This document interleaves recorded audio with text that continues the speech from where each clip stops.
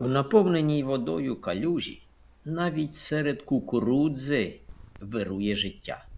Кулик-коловодник довгим дзьобом, як пінцетом, виймає здобич з м'якого дна червів, личинок, комах.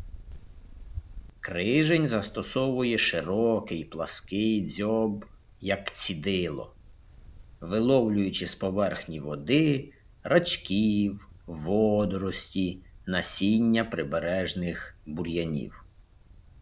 Різні у них екологічні ніші. Не заважають ці птахи одне одному.